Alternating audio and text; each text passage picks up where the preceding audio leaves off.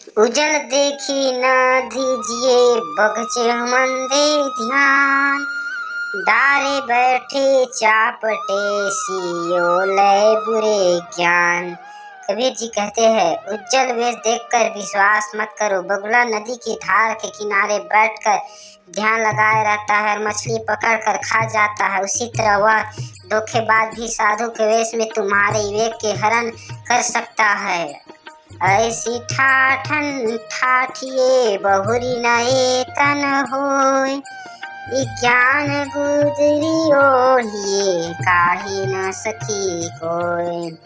कबीर जी कहते हैं, ऐसा वेश रहन सहन रखे कि पुनः यह शरीर न हो, पुनः जन्म न हो। तुम ज्ञान की गुदरी ओढ़ो जो तुमसे कोई हरि मिले तो मैं पूजूं पहाड़, ताते ये चाकी भली पीस खाए संसार।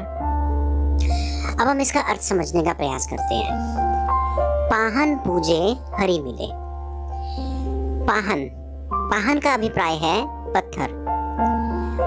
पूजे हरि मिले, हरि से अभिप्राय है ईश्वर भगवान परमात्मा की प्राप्ति। अब इस प्रथम पंक्ति में पाहन पूजे हरि मिले। पाहन पूजे, पत्थर पूजने से यदि हरि मिलता है, यदि ईश्वर की प्राप्ति होती है, तो मैं पूजूं पहाड़। कबीरदास जी कहते हैं कि यदि पत्थर की मूर्ति पूजने से यदि ईश्वर की प्राप्ति होती है, तो भाई मैं सबसे पहले तो पहाड़ पूजता हूँ, क्योंकि पहाड़ पूजने से तो मुझे सबसे अधिक ईश्वर की प्राप्ति होगी। तो कबीर जी इस पंक्तियों के द्वारा हमें यह समझाना चाहते हैं कि ऐसा नहीं होता। वास्तव में होता क्या है, तासे ये चाकी भली पीस खाए संसार। अब चक्की पत्थर की बनी होती है और मूर्ति भी पत्थर की बनी होती है। कबीरदास जी कहना चाहते हैं कि उस चक्की जिसमें हम अनाज पीसकर पूरे संसार का पेट भर सकते हैं, वह अधिक बेहतर और अच्छी है बजाय एक मूर्ति पूजा के। हम जितना परिश्रम करेंगे पत्थर से मूर्ति को गढ़ने में, मूर्ति को बनाने में और उसकी पूजा करने में, उससे तो कहीं अच्छा है अगर हम उसी पत्थर की चक्की बनाएं और अनाज को उसमें पीसें और फिर वह अनाज का भोजन बने और पूरे संसार का वह अगर पेट भरता है तो वह अधिक भलाई वाला काम है। अभिप्राय। अब हम इस दोहे का अभिप्राय समझते हैं।